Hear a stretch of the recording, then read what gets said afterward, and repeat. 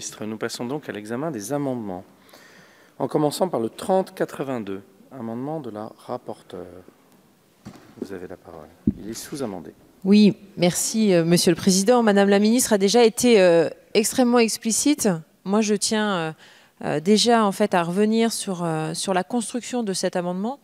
Je voudrais déjà éclaircir le fait que cet article a été totalement réécrit. C'était non pas pour cadenasser évidemment les débats, mais bien parce que en fait il y avait multiples modifications, parce que nous avons aussi tenu compte de l'avis des différents députés lorsqu'ils ont déposé leur amendement, et notamment en commission.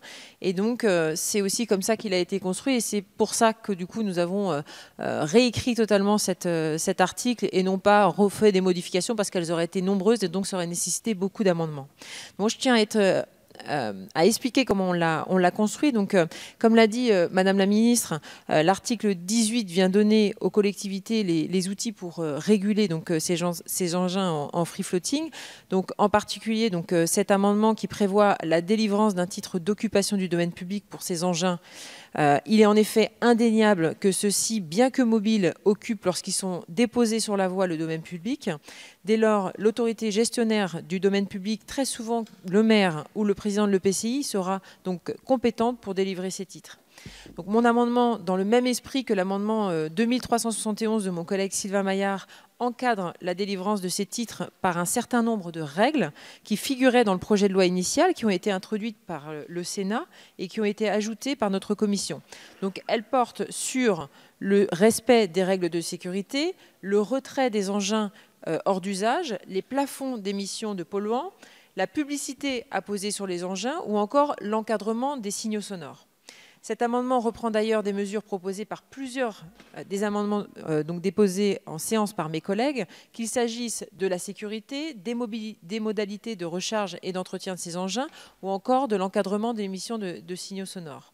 Cet amendement tient compte également de l'amendement 2575 de mon collègue rapporteur pour avis, M. Damien Adam, qui vise à exclure le free floating des redevances de stationnement pour éviter que ces engins soient soumis à la fois à un titre d'occupation du domaine public et à une redevance de stationnement.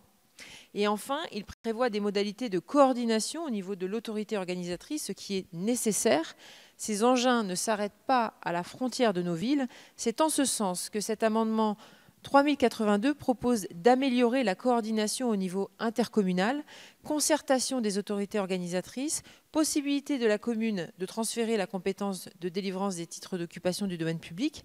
Donc cet amendement, il fournit tous les outils juridiques nécessaires pour que les collectivités puissent concilier l'essor des services d'engins, de véhicules et de cycles en free floating avec leur régulation par les collectivités. Je tiens à apporter une précision notamment à mon collègue Pacôme Rupin. Tout à l'heure, vous avez posé la question de savoir si les maires pourraient refuser la présence ou non de ces engins en free floating. Je vais vous répondre, et là à titre personnel, malheureusement oui, parce que je suis favorable évidemment au déploiement avec toutes les conditions que nous avons données dans ce nouvel article. Donc oui, les maires pourront dire non au free floating parce qu'ils sont décisionnaires ils restent décisionnaires. Et puis, donc vous avez demandé à savoir s'il y allait avoir la possibilité d'avoir tous les opérateurs. Comme vous a dit Madame la Ministre, il y aura la possibilité de mettre en place des appels d'offres, et à ce moment-là, c'est au maire de répartir donc l'offre sur l'ensemble de son territoire. Je vous remercie. Nous avons des sous-amendements. En commençant par le 3554, Madame Rossi.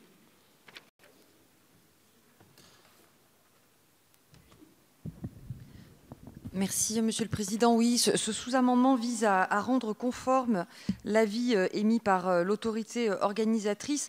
Cela rejoint ce qui vient d'être indiqué par Madame la rapporteure, c'est-à-dire les barrières à l'entrée finalement qui pourraient être installées par certains gestionnaires de voirie, certains maires qui ne voudraient pas voir arriver sur leur territoire ces nouvelles formes de mobilité. Autant je pense fondamentalement que nous devons les encadrer, et c'est tout l'objet du décret que prendra Madame la Ministre et des dispositions que nous apprêtons à insérer dans cette loi, autant je pense également que nous devons veiller à ce que leur développement se fasse de manière cohérente et harmonieuse sur le territoire du ressort de l'autorité organisatrice, d'où le sens de cet amendement. Voilà, ce sous-amendement, pardon. Je vous remercie.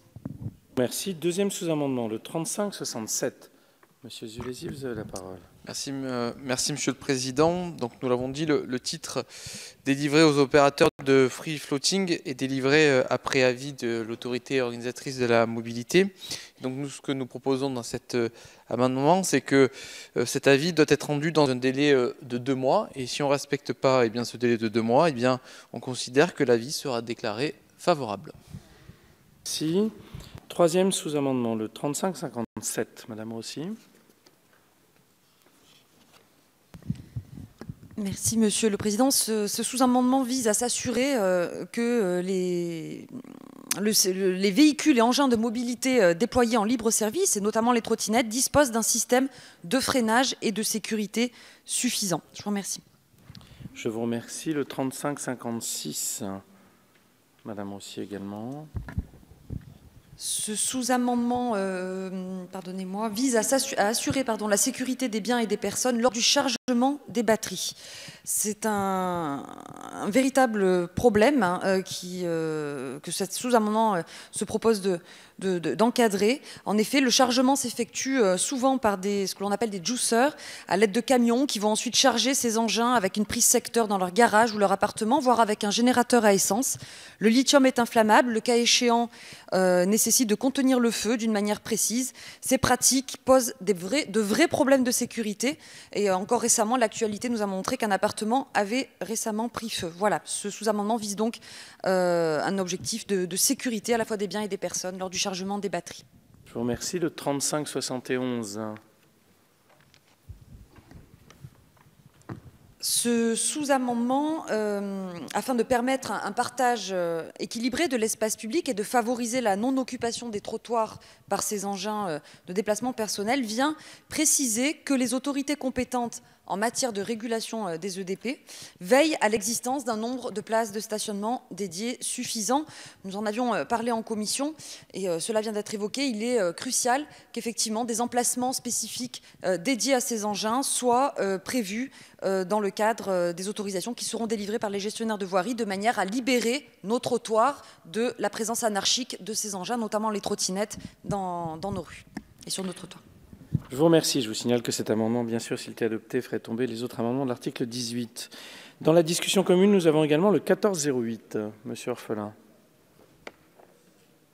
Oui, je l'ai défendu tout à l'heure. Je vous remercie. Alors, Madame la rapporteure, quel est votre avis sur les sous-amendements à votre propre amendement? Oui. Alors, merci Monsieur le Président. Donc, je tenais à répondre à Madame Rossi, notamment sur son amendement, le 3554. Je partage votre avis sur le fait que c'est l'autorité organisatrice de mobilité qui aurait dû, selon moi, avoir plus de responsabilités. On a vraiment cherché à avancer dans ce sens avec Madame la Ministre. Maintenant, on était tenu, les responsabilités du maire, du président de l'EPCI sont importants et doivent le rester.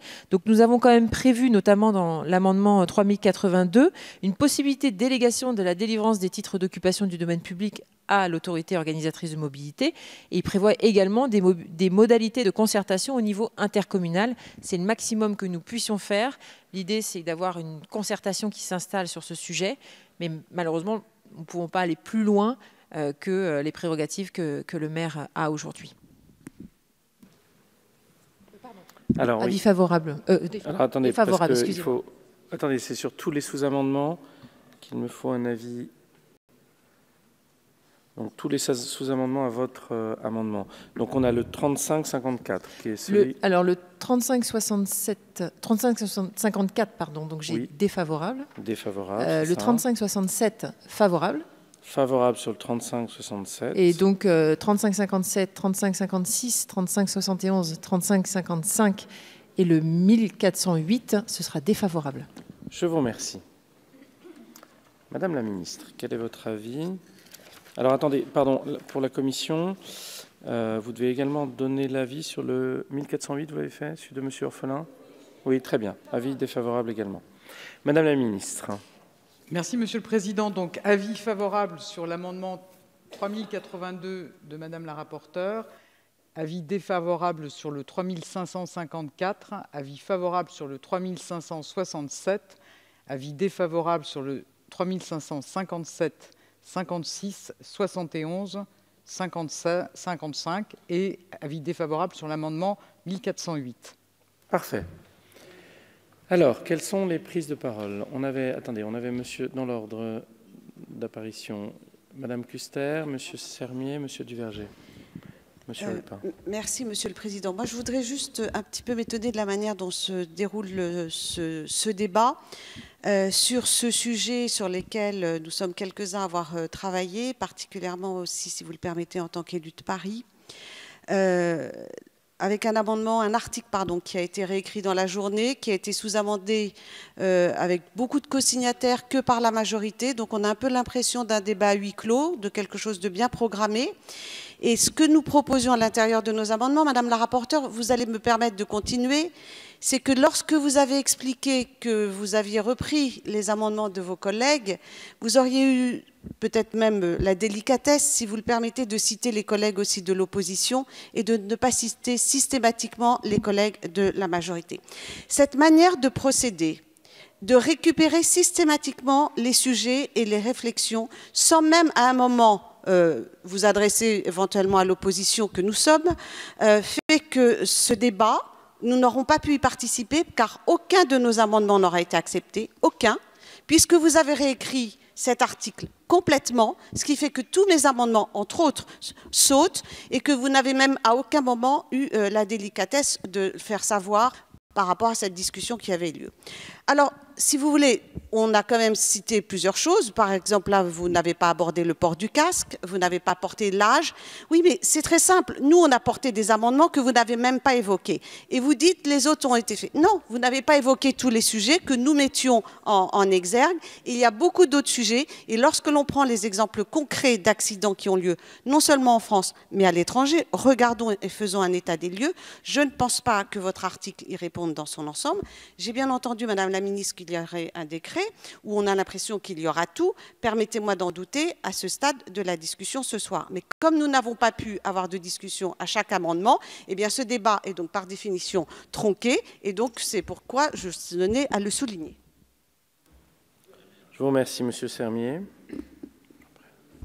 Je vais prendre les... Merci, Monsieur le Président. Madame la Ministre, je comprends complètement la colère de notre collègue Brigitte Kussler, qui a travaillé sur le sujet. Je voudrais le dire parce qu'il faut que ce soit écrit, qui a travaillé sur ce sujet, qui connaît bien ce sujet en tant qu'élu de Paris et député de Paris, qui d'ailleurs dans notre groupe avait fait remonter un certain nombre de sujets qui auraient pu largement être transgroupes, qui auraient pu largement permettre un débat d'idées sur lequel nous aurions probablement été d'accord, puisqu'il s'agit à la fois de développer donc ce type de mobilité, mais aussi d'assurer la sécurité et de ceux qui les utilisent et de ceux qui les croisent. Et en fait, vous avez choisi quelque chose qui n'est vraiment pas fair-play. Vous avez réécrit la totalité de l'article sur un seul amendement qui vous permet, comme ça, de faire tomber une quarantaine d'amendements. Donc tous les collègues qui ont travaillé sur le sujet, eh bien, ça tombe à l'eau, à part, évidemment, les collègues de votre majorité. Alors je trouve que ce n'est pas très sérieux. Je vous l'avais dit lors de la discussion générale, cette loi confine quelquefois de l'amateurisme. Ce n'est pas la première fois que vous avez fait cette technique pour ne pas prendre en compte le travail de l'opposition. Et je crois qu'on avait bien fait de demander le report en commission, puisqu'en fait c'était l'exemple type d'un débat qui aurait pu être travaillé en commission si l'article était mal écrit à l'origine. À ce moment-là, il fallait effectivement y travailler d'une manière un peu supplémentaire avant de le proposer. En tous les cas, ça dénote une façon de faire qui bâillonne l'opposition, qui n'est pas digne de la démocratie et qui ne vous grandit pas, Madame la Ministre. Monsieur Duverger.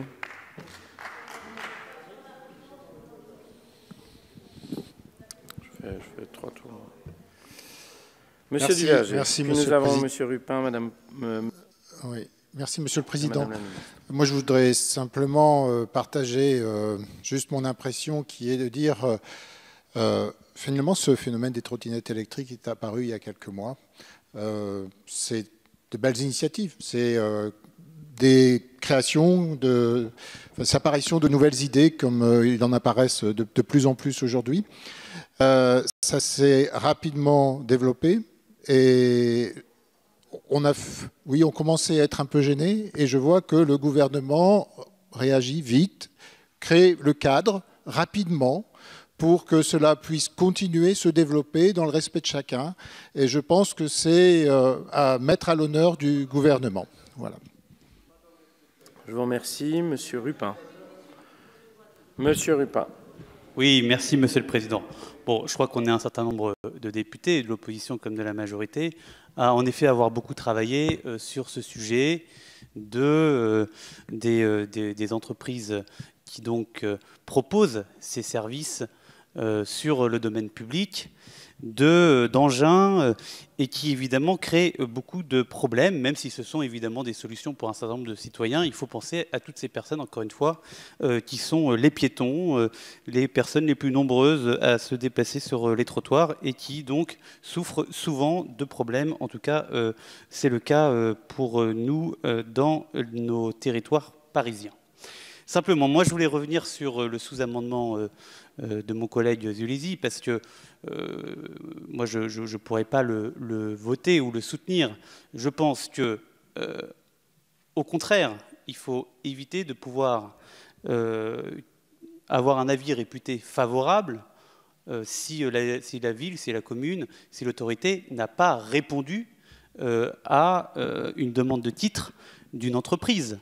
Enfin, moi, je pense que c'est le contraire qui doit se passer. C'est évidemment à une commune, c'est son domaine public, c'est la commune qui gère son domaine public, de décider si oui ou non, quel que soit le temps qu'elle prend pour répondre, s'il y a un développement d'un service privé sur son domaine public. Moi, ça me paraît tout à fait essentiel et garantir d'une certaine manière la tranquillité aux citoyens. C'est le rôle du maire.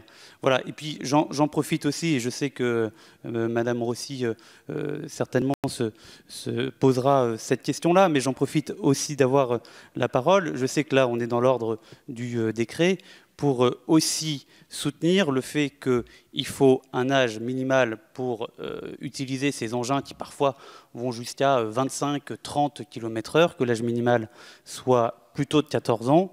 Et je crois aussi qu'il va falloir peut-être baisser la vitesse maximale qui est prévue aujourd'hui à 25 km/h pour la même raison, pour que ça ne soit pas trop dangereux, quels que soient les utilisateurs, en dessous donc de 25 et plutôt à 20 km/h. Donc, pour l'organisation de nos débats, s'il vous plaît. Donc, je prends dans l'ordre qui a été demandé. Monsieur Prudhomme, Madame la rapporteure, Madame la ministre, si vous voulez bien. Après, on a 2 prises de parole enregistrées. Madame Rossi et Monsieur Lambert. Donc, nous en sommes à Monsieur Prudhomme. C'est bien ce que j'avais noté. Merci, Monsieur le Président. Je voudrais rebondir sur la question qu'a posée ma collègue Madame Rossi sur les éléments de freinage et de sécurité. Pour vous poser une question, Madame la Ministre, ces EDPM vont rentrer dans le Code de la route, si j'ai bien noté, à la rentrée 2019, dans les prochaines semaines maintenant. Est-ce que, du coup, pour toutes ces questions relatives à la sécurité de ces engins, il est prévu que ces EDPM fassent l'objet d'une réception nationale par type? Parce que je pense que c'est de ça qu'il va falloir parler, parce que si ça rentre au code de la route, il va bien falloir qu'on définisse aussi un cadre de réception par type de ces véhicules pour qu'ils soient conformes à des exigences de sécurité minimales. Donc je voudrais que vous puissiez m'éclairer sur cette question particulière de l'homologation de la réception nationale par type. Je vous remercie. Merci. Madame la rapporteure. Oui, merci Monsieur le Président. Je tenais quand même à donner quelques explications sur ce sentiment d'avoir un peu un procès d'intention. Je me suis expliqué dès le départ. Ma première phrase a été justement d'expliquer pourquoi j'avais réécrit Monsieur Sermier, j'aimerais bien juste terminer. Baïonné. Non mais honnêtement, je réponds même pas à vos remarques. Donc je m'explique, donc Madame Kuster. Donc j'ai expliqué pourquoi j'ai réécrit totalement l'article 15, et j'ai même dit que je ne souhaitais pas cadenasser le débat parce que ce nouvel article a été réécrit parce qu'il y a eu une multiple... sinon, ça nécessitait... Monsieur Sermier, s'il vous plaît, j'aimerais bien parler. Ça nécessitait une multiple... Ben non, j'aimerais bien... Vous prenez la parole juste après. Monsieur Sermier, seul le rapporteur a la parole. Il y avait de multiples modifications à faire, donc j'ai souhaité réécrire l'article 15. Cet article a été redéposé il y a 8 jours, ce qui laissait totalement l'occasion de pouvoir réécrire des sous-amendements. C'est d'ailleurs ce qu'ont fait l'ensemble des collègues qui sont affichés sur cet écran. J'ai cité notamment, Madame Kuster, vous me disiez que je n'ai pas cité l'opposition, mais j'ai cité notamment des dispositions qui avaient été mises en place par les sénateurs. Nous ne sommes pas connus pour avoir un grand nombre de sénateurs en marche, donc c'est un grand nombre de propositions qui... Non mais d'accord, mais quand bien même. S'il vous plaît.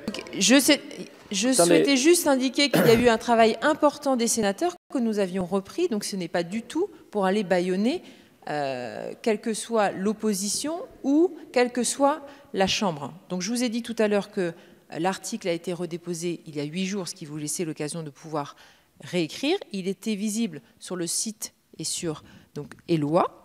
Les équipements de sécurité seront discutés après article 18, donc ça laisse totalement l'occasion de pouvoir parler notamment du casque ou d'autres mesures de sécurité. Donc voilà, nous avons eu 51 heures de discussion totale en commission et je tiens quand même à dire, et là je ne parle pas pour M. Sermier et pour Mme Lacroute qui ont fait preuve de beaucoup de présence et qui ont vraiment suivi les débats avec nous, mais nous n'avons pas vu Mme Kuster sur ce sujet. Nous avons eu l'occasion longuement d'échanger sur ce sujet en commission. Donc vous êtes en train de nous dire que je n'ai pas... S'il vous plaît. Je n'ai pas suivi les propositions de Mme Kuster, sauf qu'elle n'était pas là pour défendre. Donc, et je tiens simplement à souligner vos présences. Oui, attendez. Attendez, chers collègues. Attendez. Chers collègues, vous n'avez pas la parole tout de suite. Non, attendez, chers collègues. S'il vous plaît.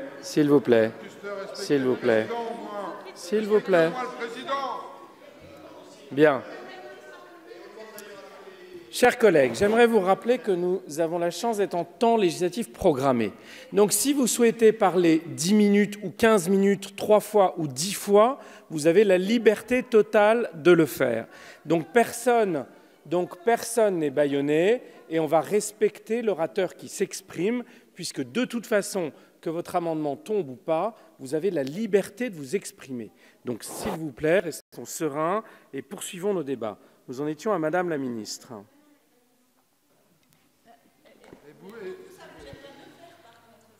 Allez, Madame la Ministre, vous avez... Merci, Monsieur le Président.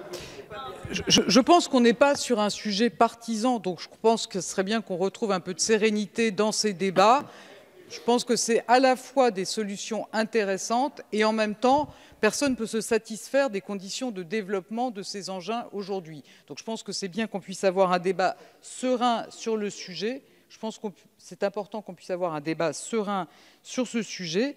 Je voudrais préciser à Mme Kuster que les questions de sécurité relèvent d'un décret qui est en consultation depuis 3 semaines. Je pense avoir tenté de communiquer largement sur le sujet. Je regrette que vous n'ayez pas entendu ma communication sur le sujet, mais on a été très transparent sur les dispositions qui sont prévues dans ce décret. Et comme l'a dit Madame la rapporteure, de toute façon, il y a des amendements sur les dispositions après l'article 18 qui nous donneront l'occasion de revenir sur ces sujets. Je répondrai peut-être à Monsieur le député Rupin à l'occasion du débat sur ces amendements après article 18. Monsieur le député Sermier, la motion de renvoi en commission, sauf erreur de ma part, elle n'était pas déposée par votre groupe. Et je pense que, oui, mais je pense que c'était d'autant moins utile, monsieur le député, qu'avec Madame Lacroute, vous étiez présent pendant les 51 heures de débat. Et je pense que vous pouvez effectivement, vous avez pu participer pendant ces 51 heures de débat à la construction de ce qui est présenté aujourd'hui. Et je pense qu'on n'est pas dans des susceptibilités d'auteur. On essaye d'intégrer les contributions des uns et des autres pour faire le meilleur texte dans l'intérêt des citoyens, dans l'intérêt de tout le monde. Voilà, je pense qu'effectivement, sur les questions de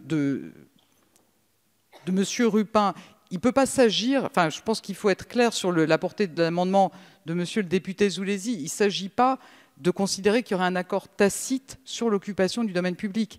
L'avis réputé favorable, c'est l'avis de l'autorité organisatrice sur le cahier des charges de l'autorité gestionnaire du domaine public. De toute façon, il ne peut pas y avoir d'accord tacite sur l'occupation du domaine public. Il y a nécessairement une décision explicite pour l'occupation du domaine public, donc il n'y a aucun risque de ce côté-là.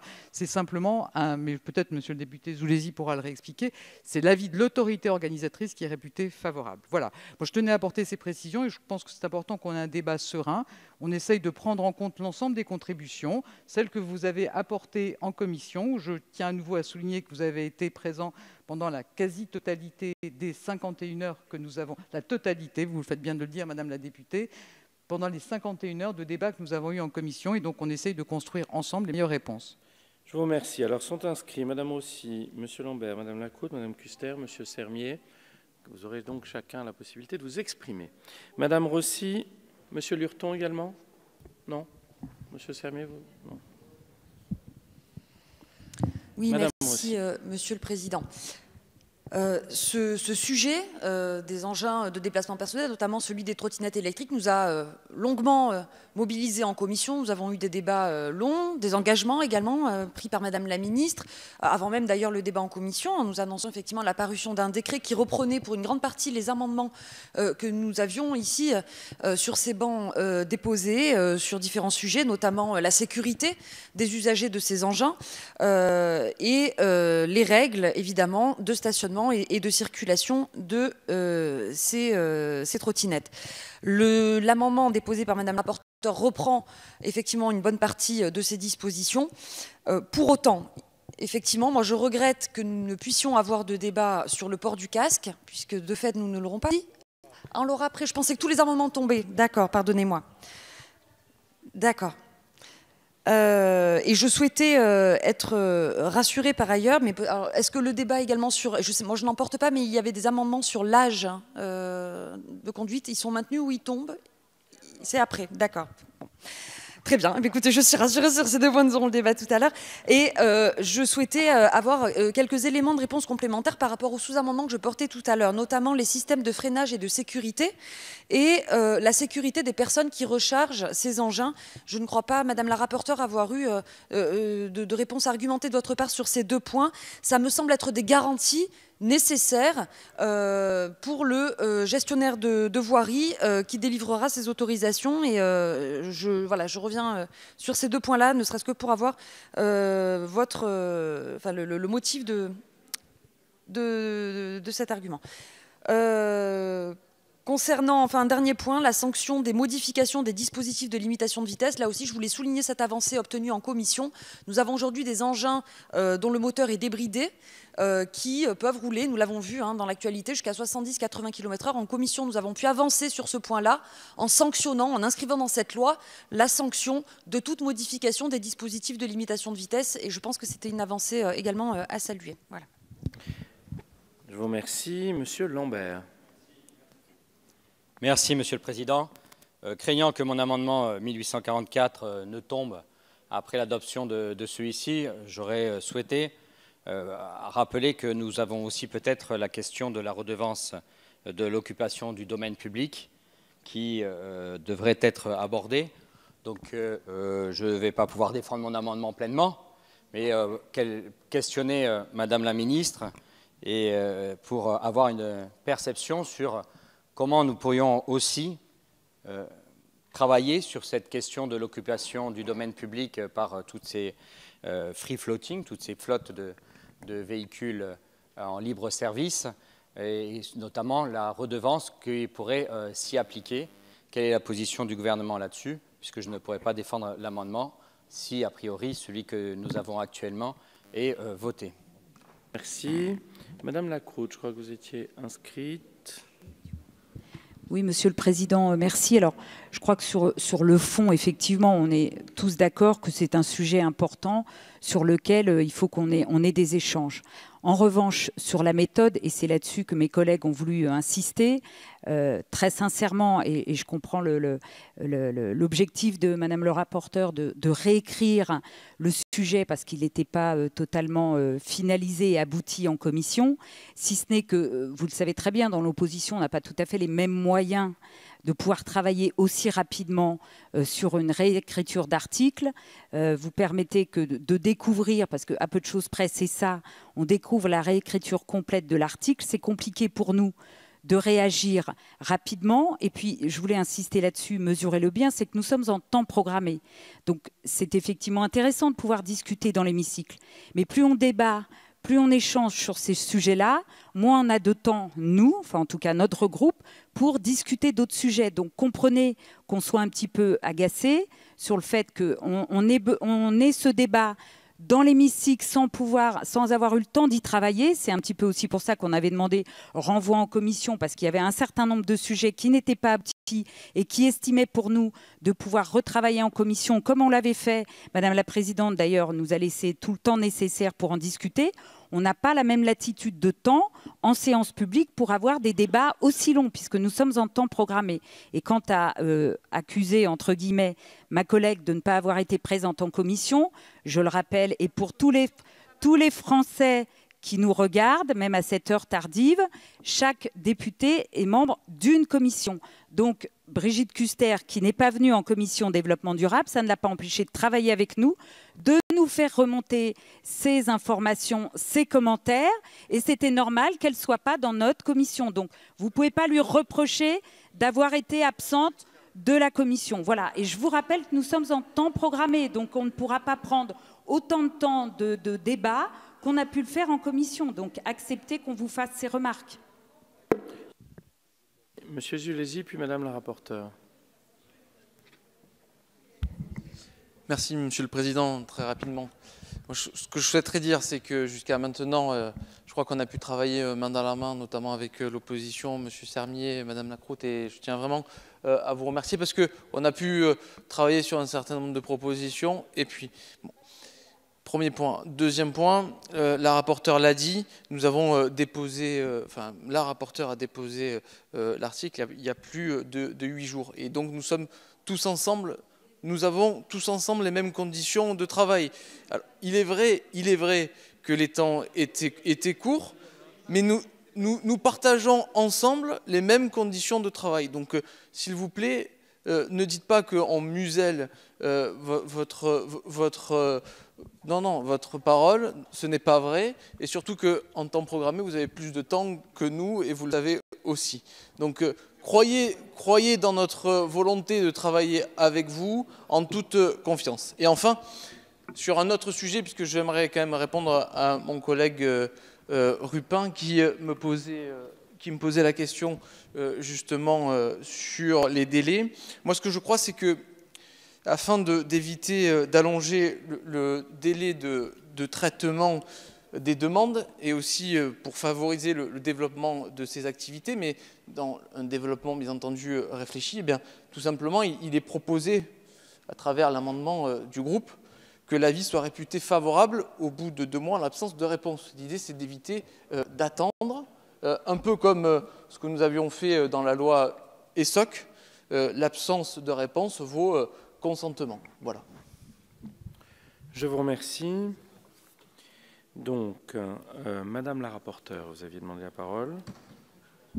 Oui, merci Monsieur le Président. Je tenais à répondre à Madame Rossi qui a posé notamment une question sur le type de recharge et si ça prenait bien en compte les conditions de recharge. Si on reprend le petit 5 de l'article déposé, il dit « Les caractéristiques des véhicules, cycles et engins mis à disposition au regard de leur plafond d'émissions de polluants atmosphériques et de gaz à effet de serre, de leurs conditions de durabilité ainsi que de leur modalité d'entretien ». Ce qui comprend donc la recharge et les conditions de recharge. Nous avons veillé à ce que soit bien indiqué dans l'article. C'est pour ça que ça a été modifié, parce que justement, on a vu la vidéo notamment qui tournait sur les réseaux sociaux avec des images qu'on ne veut plus voir, c'est-à-dire des trottinettes qui étaient rechargées avec des groupes électrogènes, ce qui aujourd'hui ne doit plus être le cas. Donc c'est pour ça que du coup, on a bien indiqué cela dans l'article.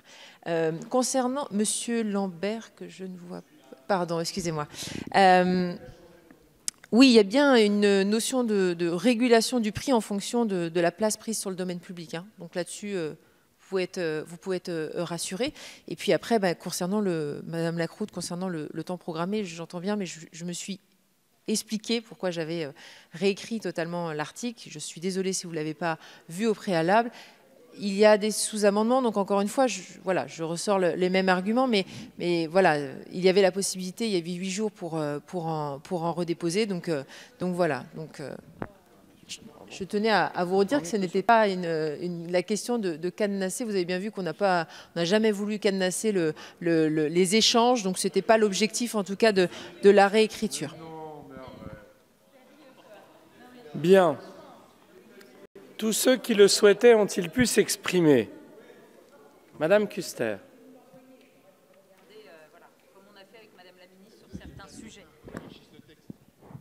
En temps programmé, je ne vais pas prolonger puisque Madame Lacroute, ma chère collègue Valérie Lacroute a eu la gentillesse d'expliquer une chose. Madame la rapporteure, vous auriez même pu avoir à l'instant cette élégance d'un mot, de dire qu'un député, comme ça vient de vous être rappelé, siège dans une commission, il n'a pas vocation systématiquement à se démultiplier dans les autres, suivant en plus ce temps de nombreuses heures sur lequel vous avez travaillé sur ce texte. On a travaillé en amont et figurez-vous aussi qu'on peut travailler sur un sujet sans obligatoirement être dans une autre commission. Il y a une vie en dehors de l'hémicycle, ça s'appelle le terrain, ça s'appelle aller dans sa circonscription, et il se trouve que dans le 17e, il y a eu un accident. Avec une maman avec son enfant dans les bras qui était renversé par une trottinette. J'ai été à l'époque alertée encore de manière plus précise que je ne l'étais en tant qu'élue. Alors quand vous venez donner des leçons, ici dans cet hémicycle, en disant « Madame, on ne vous a pas vu en commission », est-ce que vous, Madame la députée, vous êtes à chaque fois dans toutes les commissions dès que vous abordez un sujet? Est-ce que vous connaissez aussi nos emplois du temps respectifs? Alors, à quoi ça ressemble d'être comme ça, dans cette arrogance permanente que vous vous accordez les uns et les autres à chaque fois que les uns ou les autres nous essayons de parler? C'est de l'arrogance de nous. Oui, c'est arrogant, madame, d'être comme ça en reprochant à un député de ne pas être dans une commission. Je regrette, on est là où on a envie d'être, nous sommes députés et libres de notre emploi du temps. Bien. Monsieur Prudhomme était inscrit, puis Madame la Présidente de commission veut s'exprimer. Oui, juste rapidement pour demander une réponse à ma question technique sur l'homologation par type, sur les problèmes de sécurité. Madame la Présidente souhaitait s'exprimer. Non, Merci, Monsieur le Président. Non, j'entends beaucoup de choses. Juste une petite réaction en tant que présidente de la commission. On s'est félicité à la fin des débats de la tenue et de la qualité des travaux que nous avons eus en commission. On s'est tous félicités sur tous les bancs, hein, je crois, parce que justement, on n'a pas perdu de temps, et c'est un peu ce que je regrette, mais c'est très fréquent en séance. On n'a pas perdu de temps avec des effets de manche bon, bref. Ce que je n'aime pas en politique, on va dire, et on a vraiment parlé de fond, et on a eu des débats assez intéressants avec tout le monde. Et sur cette question-là, sur la question que nous abordons, alors je n'ai pas le temps pendant lequel on a parlé, mais on a parlé très longuement, il y a eu énormément d'amendements, et effectivement, là, il y a un nouvel amendement qui est arrivé, qui vient quelque part ajouter un élément de débat par rapport à ce qui a été discuté en commission, et moi, ce que j'apprécierais, mais à titre complètement personnel, c'est que maintenant, on puisse parler justement du fond de cet amendement et d'avoir le débat pendant tout le temps qu'on veut sur le fond de cet amendement, plutôt que justement de manger du temps de parole voilà. Et en ce qui concerne Madame Kuster, mais vraiment... Je suis très heureuse d'accueillir dans ma commission des députés qui n'en sont pas membres et qui viennent assez régulièrement quand ils ont un sujet qui les concerne plus particulièrement pour défendre leur amendement. Ils sont les bienvenus, ils ont tout le temps qu'ils veulent pour les défendre. Quand ils ne peuvent pas, ça peut arriver, évidemment, on est tous très débordés et tous les députés sont très débordés, mais quand ils ne peuvent pas, bon ben voilà, ils cèdent leur temps et leurs arguments à leurs collègues qui les défendent très bien, mais en tout cas, moi je ne peux pas entendre qu'on n'ait pas eu de débat. Là, on a des débats complémentaires. Et quelque part, ne pas refaire en séance le débat de la commission, mais plutôt avancer et aller plus loin, c'est un peu plus intéressant que de refaire 2 fois la même chose. Si Madame la rapporteure ou Madame la ministre, vous souhaitiez vous exprimer? Oui, Madame la ministre.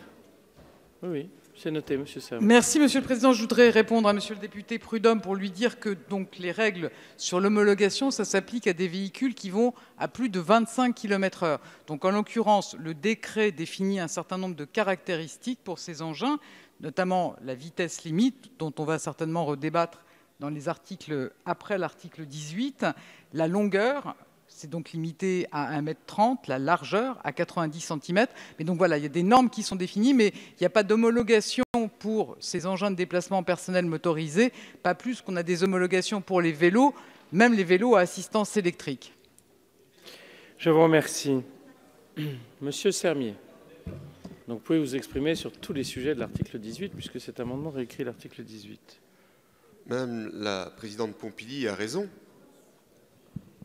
Si elle veut bien m'écouter, mais je comprends qu'elle a autre chose à faire. Effectivement, en commission, on s'est tous félicités des 51 heures de travail qu'on a fait, et notamment sur cet article donc particulier. Le problème, il n'est pas le travail de commission. Tout le monde est tout à fait d'accord que le travail de commission a été bien fait.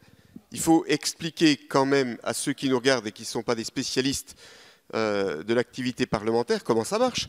On a passé 51 heures en commission où on a bossé, les uns les autres, chacun à notre niveau.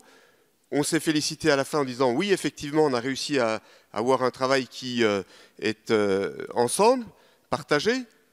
Et alors qu'il y avait un article 18 qui traite des problèmes de trottinettes et sur lequel il y avait des amendements, il y avait 40 amendements, donc de collègues, y compris évidemment Brigitte Kuster, qui a proposé des amendements pour enrichir et améliorer le texte. Ils ont travaillé sur ce texte pour proposer des amendements.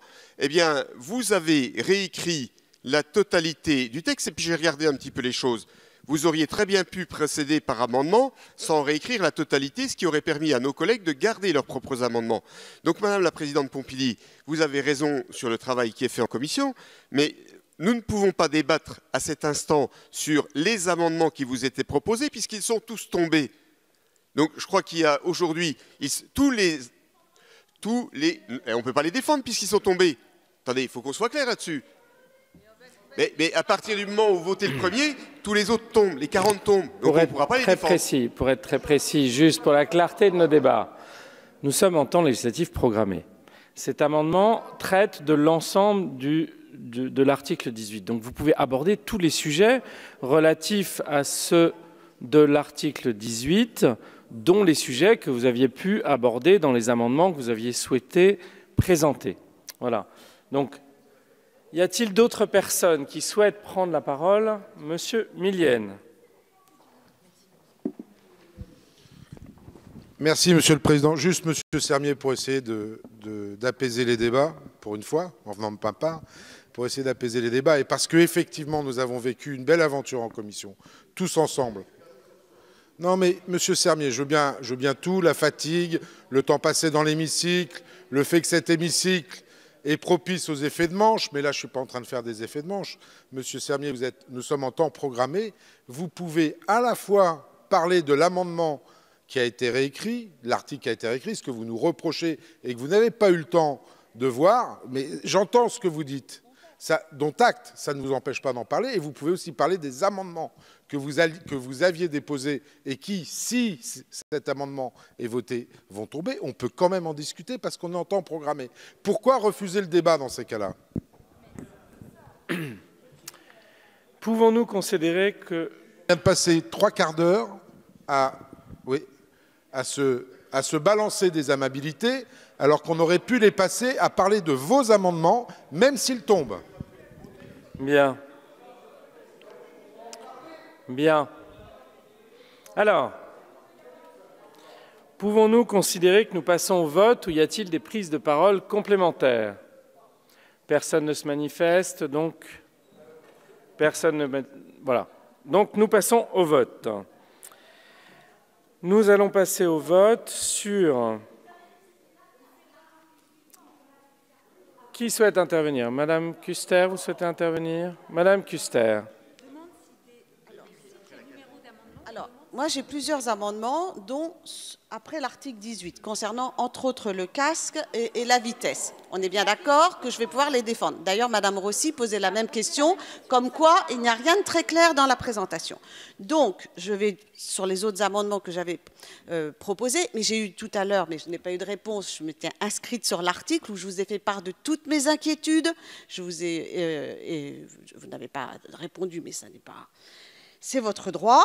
Et donc là, il y avait des articles plus précis dont vous avez apparemment pris compte, puisque je l'ai compris. C'est pour ça que je ne suis pas revenue dessus, puisqu'apparemment vous les avez pris en compte sans évidemment nommer le travail qui a été fait, qui était sur l'interdiction éventuelle pour les collectivités de souhaiter, si elles le voulaient, interdire ces engins de déplacement personnel dans certains quartiers ou certaines voies. Donc ça, je pense que c'est compris dans votre papier. Il y avait la demande également, parce qu'il nous paraissait essentiel que les communes ou les établissements publics de coopération internationale compétents fixent librement le nombre maximal de véhicules de leur flotte qui étaient susceptibles d'être mis à disposition sur leur territoire.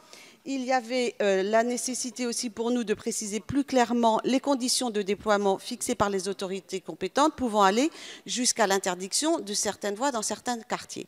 Et puis je voulais revenir aussi, parce que ça n'aura échappé à personne, qu'il y a une conférence de presse aujourd'hui de la maire de Paris qui a d'ailleurs pris des initiatives quand d'autres collectivités les avaient prises, où elle pointait encore aussi du doigt ce vide législatif. Donc l'idée ce soir, c'était en effet de compléter par rapport à ce que nous avions pu constater les uns et les autres, et sur tous les bancs de cet hémicycle. Voilà, parce que je pense qu'il y avait de la construction à voir ensemble, et je pense que c'est assez logique que les uns et les autres, il y ait des échanges, et qu'on ait pu avoir cette discussion, et que d'un seul coup, il n'y avait pas cet article nouveau qui nous tombait dessus, et où du coup, on avait l'impression que personne n'avait éventuellement travaillé sur les bancs de cet hémicycle. Et je trouve que la manière dont vous l'avez présenté était particulière. Mais c'est tout. On ne va pas prolonger. Merci. Madame la ministre. Merci, Monsieur le Président. Je voudrais répondre à Madame la députée Kuster. On est sur une occupation du domaine public. Donc, aucune collectivité n'est obligée d'autoriser à occuper son domaine public. Vous savez, c'est un peu comme les terrasses, qui est un autre sujet intéressant à Paris. On peut interdire des terrasses dans certaines voies, on peut interdire des trottinettes dans certaines voies. On est sur une occupation du domaine public. Donc, ça donne beaucoup de liberté sur le fait de définir la place. Non, l'occupation du domaine public, l'occupation... Non, c'est pas... Non, excusez-moi, Madame la députée, je trouve que je connais un tout petit peu les règles qui s'appliquent à Paris, par exemple en termes de terrasses. Voilà, j'ai aussi été directrice de l'urbanisme de la ville de Paris. Je peux vous assurer que c'était la ville de Paris qui octroyait les autorisations pour les terrasses. Et donc, de la même façon, la ville de Paris pourra donner des autorisations sur l'occupation. Enfin, c'est une occupation du domaine public comme pour les kiosques, les terrasses et les trottinettes. Voilà. Je pense que nous allons pouvoir passer au vote, si vous le voulez bien. Je vous remercie. Nous allons donc commencer par statuer sur chacun des sous-amendements, en commençant par le 3554, qui a reçu un avis défavorable de la Commission et du gouvernement. Qui est pour? Qui est contre? Il est rejeté. Nous passons au 3567, qui, lui, a reçu un avis favorable de la Commission et du gouvernement. Qui est pour? Qui est contre? Il est adopté. Nous passons au 3557, qui a reçu un avis défavorable de la Commission et du gouvernement. Qui est pour? Qui est contre? Il est donc rejeté. Même avis, même vote, sauf si vous manifestez particulièrement sur le 3556 et sur le 3571 et le 3555, qui sont donc rejetés. Nous pouvons donc voter sur l'amendement 3082 tel que sous-amendé, qui a donc reçu un avis favorable de la Commission et du gouvernement. Qui est pour? Qui est contre? Il est donc adopté. Et donc, conformément à ce que nous avions annoncé, nous passons maintenant, puisque l'article 18 est ainsi voté, nous passons à l'article additionnel après l'article 18.